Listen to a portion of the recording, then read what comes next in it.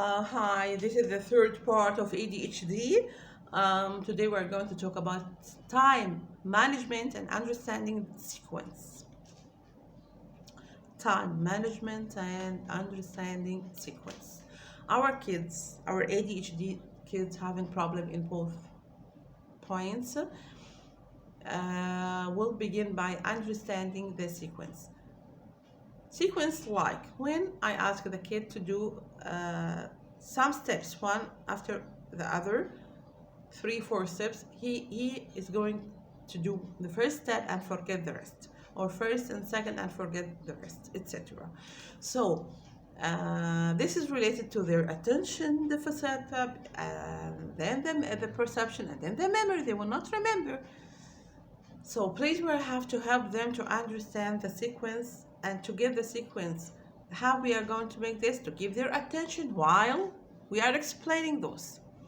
First, when we explain the steps, we have to make a word sentence, as I say always, clear, direct to the point, and simple. So we say, for example, first you will do this, second you will do this, third you will do this, okay? Fourth, fifth, etc. When I train him, مثلا, for example, over 5 steps, I'm going to make it or divide it into parts. Means for a while, for a week, we can say 2 steps, and then third week I begin the third step, so they will go to be 3 steps, and then for after another 2 or 3 days going to be I'm going to join the 4th step, etc. until I finish the mission. I will not give him all the 5 steps together. No way to make this work. No way. So I will divide the whole mission into parts, okay? And each part I'm going to make my sentence clear, direct to the point, using a very clear cues like first, second, third. I can use also what we call the pictured schedule, or for anything at school or at home. If I want him to learn some steps, I can photo him by my mobile, photo him while he's doing the steps, and then print it. It's at home. It's very easy now. It's available everywhere, and I will hold it upon the wall where he's supposed to do those steps. So this is kind of visual memorizing for him, help him to remember what he's supposed to do. Very important to help our kids memorize what they're supposed to do, because since they have a problem in attention, remember, they will have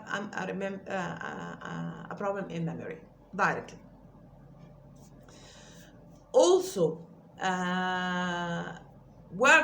it's very recommended to use weekly calendar with them. Weekly calendar, it means calendar where we have the 7 days of the week written up before their eyes, and we are going to cross the day which had passed, and by this way he will know where he is today.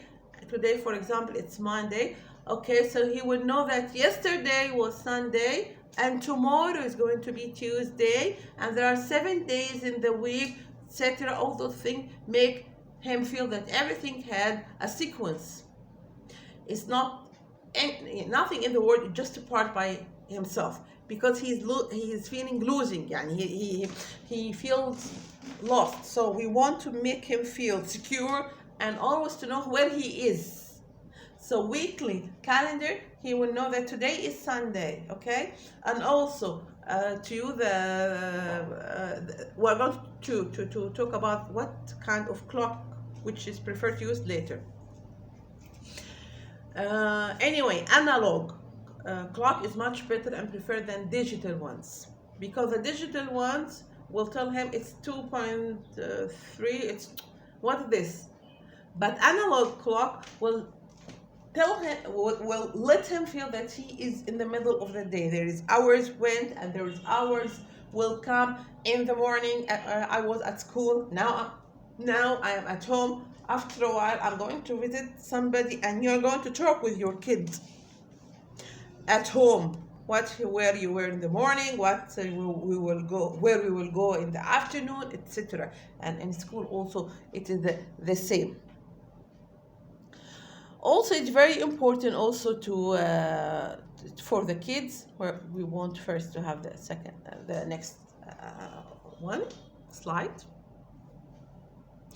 As I mentioned before, to use sand glass or sand clock is very important for them, because they will make them feel the time, feeling the time, management the time. For ADHD kids, they have a problem in this, so they want to feel the time, to have something visual for them. So sand glass or sand clock make them feel, see the, not feel, see the time, see the time.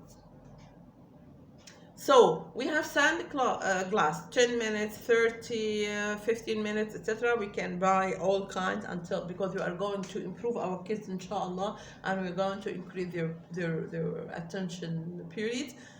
And when we work with them, we're going to say, when the sand is going to move to the other part, this is going to be 10 minutes, and we are going to finish. This will help them accomplish what we ask them to do. This will help really a lot. Also, when we deal with our kids at home or at school or any place, we are going to ask them what's going to come next, what happened yesterday, when you are going to have birthday, in your ex birthday, what in your last birthday, what did we do, who was there, in the next one, what's your plan, etc. Play the game of present, past, future. Sequence is very important to improve the attention, to improve the memory, to understand the sequence, to improve the management of time. All this is very important. They are going to be improved by practicing everywhere, at home, at school, in the club. Okay. Also, it's very recommended to praise and to kiss your kid, and when he does anything good or correct, or when he improves himself, even if it is a very little step for him, it's a huge thing that he has done until he reached this accomplishment. As if you remember, when we talked about one of the main problems they are suffering from, it's the impaired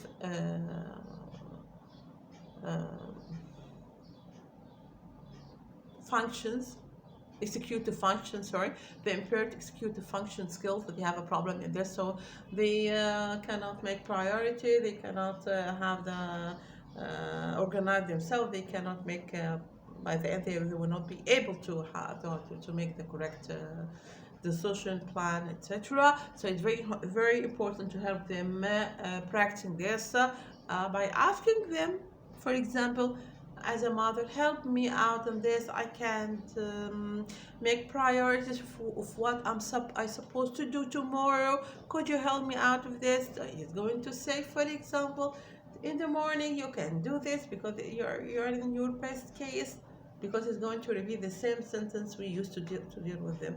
So make it as a game, help your kid to make priorities in his work, and help him also by playing with him, to ask him to help you also make your priorities.